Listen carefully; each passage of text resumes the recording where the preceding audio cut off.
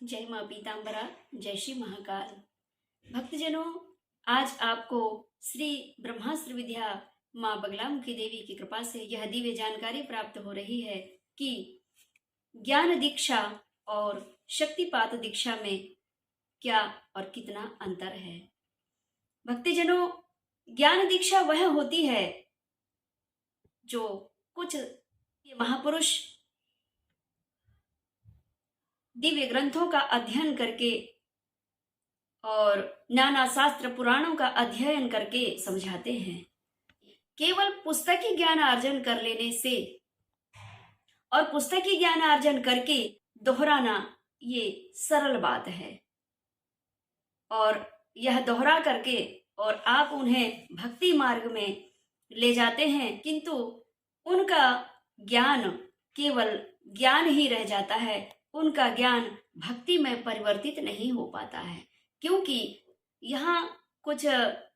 सिद्ध संतों ने कहा भी है,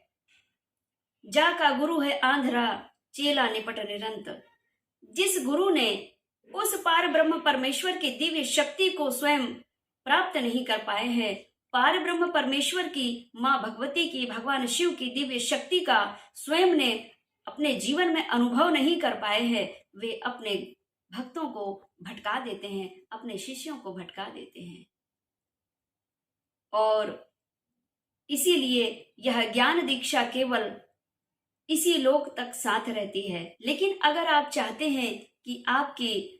दिव्य छवि इस लोक में भी दिव्य तेज मान रहे और परलोक में भी आप जब जाएं, जब आपको मोक्ष गति प्राप्त हो, तो वहां भी आप माँ भगवती की दिव्य शक्ति के दिव्य तेज से उस लोक में भी जाकर के जगमगाते रहें, चमकते रहें, ताकि आपकी भक्ति का प्रभाव अगले जन्म के लिए भी सार्थक हो जाए। और अब हम चलते हैं शक्तिपात दीक्षा की ओर। भक्तजनों, शक्तिपात दीक्षा वह होती है कि दिव्य साधक सिद्ध महापुरुष दिव्य ग्रंथों का, अनन्य ग्रंथों का अध्ययन करके, दिव्य शक्ति की महिमा का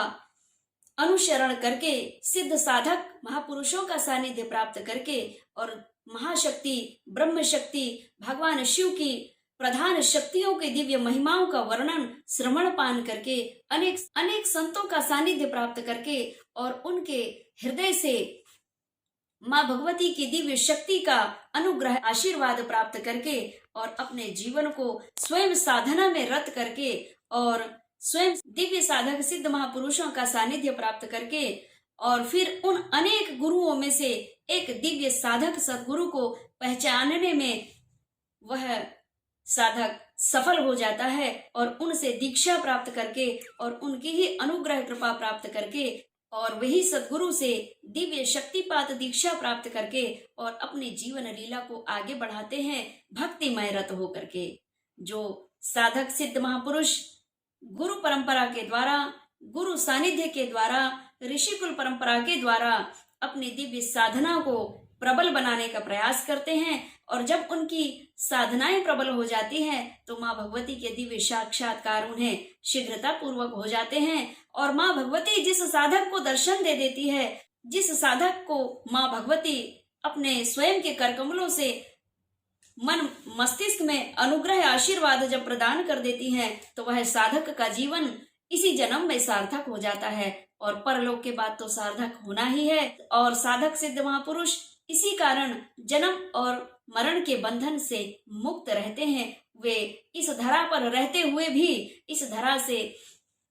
धरा पर रहने वाले मनुष्यों से उनका जीवन अलग होता है। जिस प्रकार कीचड़ में कमल भी अलग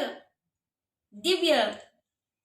छवि और दिव्य छटा को लेकर खिला होता है, इसी प्रकार दिव्य सिद्ध साधक भी इस माया रूपी संसार सागर में रहते हुए अपनी इस दिव्य लीला, दिव्य छवि को परम तेज, परम दिव्य प्रकाशित करते रहते हैं और उनके दर्शन कर लेने मात्र से मनुष्य का कल्याण होता है। जिस साधक, जिस सिद्ध महापुरुष के प्रत्येक श्वास से और अपनी मन क्रम वचन से परमात्मा का नाम निकलता है, आदि शक्ति ब्रह्म शक्ति महाविद्या ब्रह्मास्त्र विद्याओं का भगवान शिव का नाम निकलता है, ऐसे साधकों के दर्शन कर लेने मात्र से हमारे जीवन का कल्याण होता है, हमारे जीवन का उद्धार होता है। इसलिए हमेशा साधक सिद्ध महापुरुष संतों को हमें नमन और प्रणाम करते रहना चाहिए, ताकि हमारा जीवन और आपका जीवन नित्य प्रति कल्याणमय होता रहे।